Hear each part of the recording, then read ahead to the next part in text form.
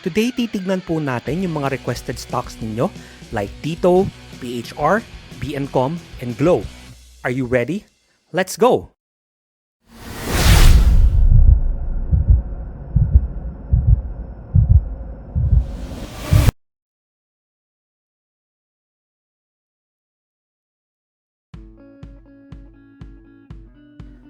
Alright everyone, let's start off with BNCOM, no?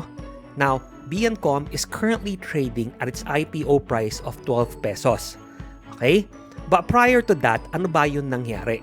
Hindi ba outside of yung first candle natin where we opened above IPO price, nag-open tayo nun at 12.5, di ba? We went as high as 12.58, as low as 12.10, and then we closed the day at 12.22. After that, ano nga ba talaga nangyari? Wala. We just range here between 12.10 and 12.3 na area until we had this really long candle here. Now, that was roughly a 2 peso move, no? Meaning we opened at 12.18 and went as low as 10.2 to finally close again at around 11.94. Okay? And then this candle is what led to us trading right at the IPO price. Prior to the last candle here, diba? We were actually trading beneath it. So parang nangyari, kung i-imagine nyo ng konti, is we broke beneath yung IPO price, we came back up, we tagged yung 12 pesos na yun, and it's right now acting as resistance para dito sa BNCOM. Now, hindi rin naagulat if we can push a little higher and then we find na sa 12.10 ay makahanap tayo muli ng resistance kasi again, siya yung support dito eh. So people were buying at support, maybe. Diba? So nung bumaksak, sama-sama, maraming nag-cut, got pushed up, pero for sure, meron pa rin mga hindi nakapagbenta or mga hindi napuna, hindi napansin. So kung bumalik man tayo dyan, the people who bought here might decide to get out. Again, wala naman pong kasiguraduhan yon. I'm just trying to preempt yung potential psychology ng market at that area. Okay? For now, etong BNCOM, ano yung mga takeaways natin? Number one, there's really no sense trying to chase it. If you want to buy it, this candle was an opportunity, but I'm almost certain not a lot of people got that opportunity kasi tingnan nyo naman yung volume. Hindi gaano kataasan yung value na naganap sa loob ng candle na to despite its heavy down move. That's why the spike happened so fast. Diba? Kung hindi kayo nakabantay, hindi kayo nakatutok, wala kayong nakaiwan na limit orders, the likelihood na makakasalo kayo do sa pinakababa was a little low. Okay?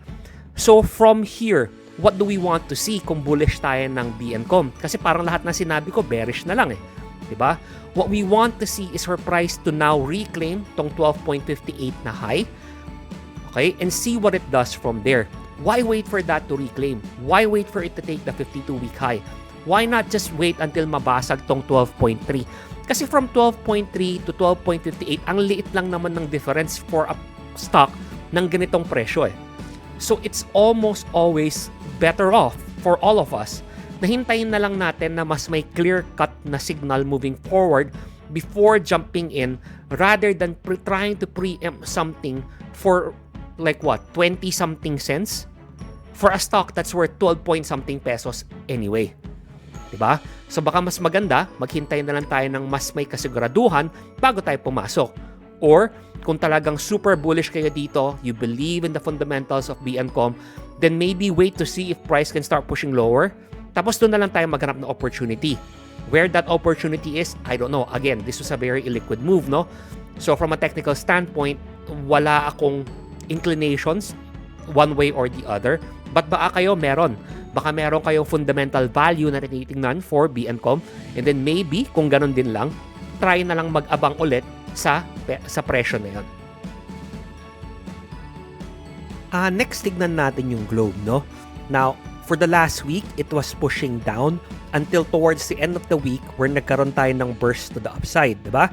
Meaning we were pushing downwards towards yung support natin at 2162, okay, which we discussed before na kung nabasag nga itong mga lows na to, that's where price was likely headed to go. And it did. Nabitin lang ng konti, nag-hold tayo sa area na to, then we started pushing higher again. Now, does that mean na bullish na ulit yung globe? Maybe. But for me, from a purely structural standpoint, we're still not there yet, no? Kung titignan natin yung kumbaga mid-term picture, I guess, ranging pa rin tayo eh. 'Di ba? Short-term to mid-term picture, ranging pa rin tayo eh. So we want to see na mabasag natin tong range na to the upside dito sa 2650 before we discuss any further plans dito sa globe to see kung, sige, okay na to. May bullish breakout, pwede ko na tong i-trade or whatever. Ito yung earliest point where I want to see it. Diba? Kasi right now, yes, nag-bounce tayo from support, and if you were able to buy, then good for you. Again, ako personally, I don't buy at support. I trade ranges differently. But if you were the ones na nakasalo, tas nag-push higher, then good for you. But for me, where price is right now is parang bumalik lang tayo dito sa lumang area of chop eh. So it's still not in an area or in a location that's very exciting for me, contextually speaking. I want to see something more clear-cut dito sa globe before making up my mind na, sige, ready na to. Kung mabasag natin pataas tong 2650, then the likelihood na babalikan ng price either tong high ng brief consolidation na to, diba? Or maybe pupunuin tong gap na naiwan natin from before, diba? Tumataas yung likelihood. It's still not a certainty, but the odds lean more towards the favor ng mga bulls ng globe, no? But sabihin natin, price comes up, nauntog lang ulit tayo rito sa 2650, if assuming we even get there, and then we roll over again. Then that's a further confirmation na baka stuck muna tayo sa range na to between 2162 and 2650. If mabasag yung 2162, then the next level of support that we're looking at will be at 2026, followed by this white zone beneath. Next, let's talk about PHR, no? Now, sa PHR, again, we were ranging here in this small area, diba? Then we broke to the upside, breaking above tong 1.11 na resistance. Again, bakit 1.11? Kasi siya yung may inflection point. Yes, meron tayong pwedeng sabihin, hindi ba resistance din naman to? That's true, no? Pero for me, this is a more significant level because it acted as a resistance here, support here, resistance there, and so on. Okay? So now that we've broken out, the next level of resistance that we'll be looking at is itong 1.4 na high na nag-form when we pushed higher here. Diba? Kasi essentially, pwede nating sabihin na, di ba ito yung low, high, higher, low? Then medyo matagal lang siya nag-carve out and now it's trying to push higher again. So the confirmation na mabubuo yung next higher high natin is upon the breakout of 1.4. Okay? But maybe we have options right now. Ano ba pwede natin gawin? Meron ba tayong pwedeng pasukan na areas? For me, one of the potential areas to watch out for is kung mag-pullback tayo ulit somewhere here between mga 1.07 to 1.11 na area. Maybe we channel downwards something like this. Diba? Something smooth, easy. Tapos we can wait for the breakout there. Use that as our foundation para sa trade idea to push higher. Targeting 1.4 first, followed by kung saan man yung tingin yung level of resistance after that. For me, the next level will be around here, no? Mga 1.5. Or, pwede rin na invest na mag-channel pababa. Maybe we consolidate a bit. We can use that as a potential base to see if we can move higher from there.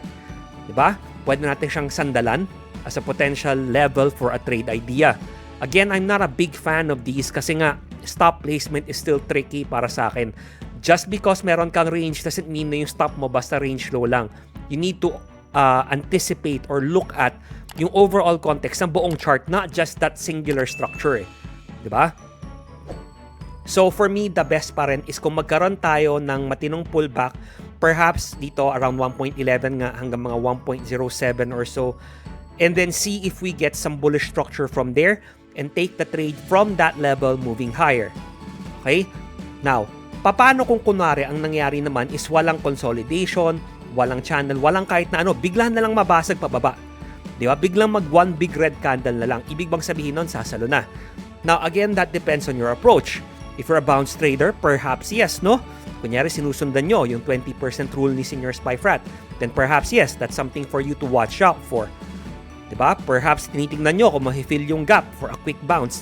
Again, that's on you. But for me, personally, if your target is 1.4 or higher, tapos biglang bumaksak na lang to, basagin niya yung 1.11, wala nang hinto-hinto, then I wouldn't step in front of it myself. But again, that's just me. Kung may signal kayo sa kung anumang trading system na gamit nyo, then by all means, go for it. Pero let's say bumaksak siya dito, comes back up, tags 1.11 again, then rolls over. Pagka ganon, it's gonna look like itong nangyari na to, overshoot lang, perhaps a reaction sa current quote-unquote gaming sentiment sa market, no?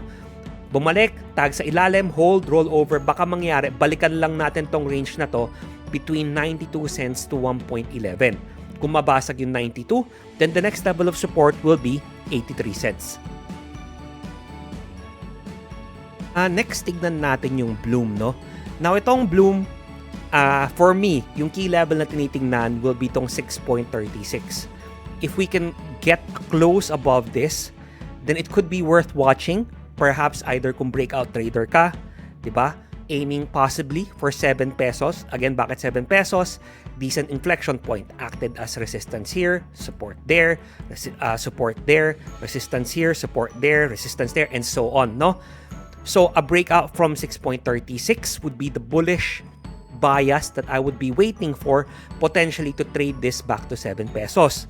However, that would depend na kung ano itsura nung structure should the breakout occur. Kasi after all, as we were discussing nga, meron tayong quote-unquote gaming sentiment in sa market, no? Now, possible din, another scenario is mauntog lang tayo dito 6.36, hindi mag-breakout, bumalik, tapos mag-range lang tayo ulit sa area na to. Pagka ganon, there really won't be much to do other than to watch and see what happens from there. Diba? Kasi again, buying in chop, buying in the middle of a range, lalo na yung ganito na marami ng chop na nangyari before, diba? Is very rarely a good proposition eh. Kasi hindi pa nagdidesisyon yung market eh. Umaasa lang tayo, we're hoping na it pushes towards the direction that we want.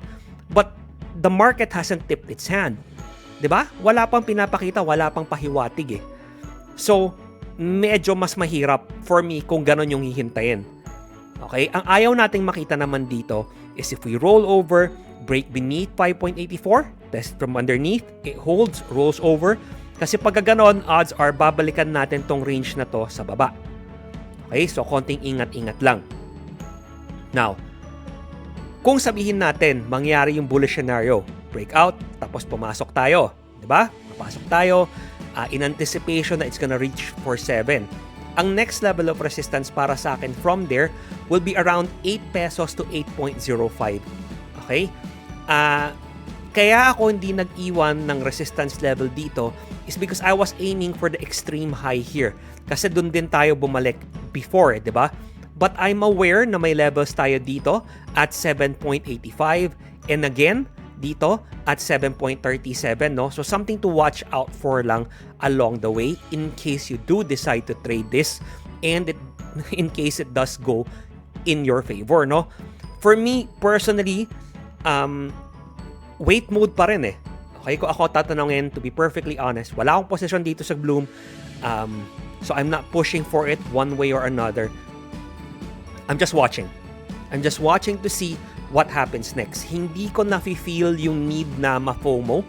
Even if it breaks out sa 6.36 and goes straight to 7, that's fine. I'm okay with that. I'd rather na hindi ako makapasok kaysa na maipit ako. Okay? So, konting ingat-ingat lang. Don't rush the trade. Wait for something to develop in accordance sa kung anumang sistema ang ginagamit nyo. Then you step in if you feel the need to do so.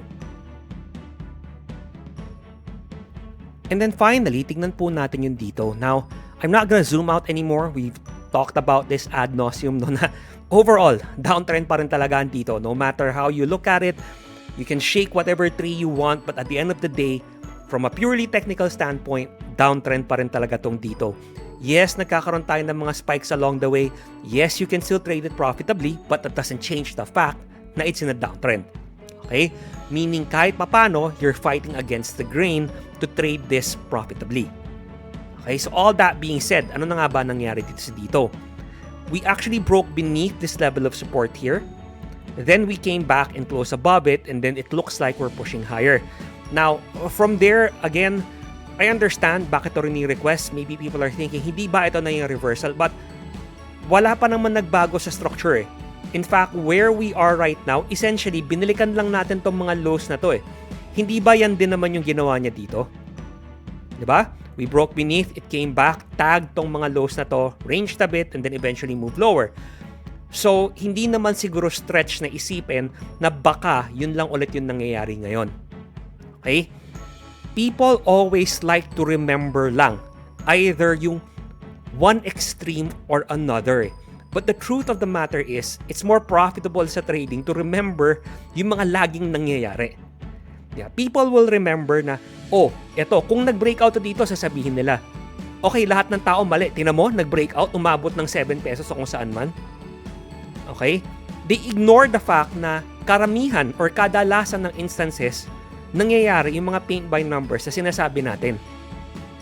Diba? They only remember yung mga instances na either naging super profitable para sa kanila or yung mga instances na naging super lugi para sa kanila. Papasok sila dito, biglang lumagapak. Isang malaking red candle, double flooring. Diba? Yun maaalala nila.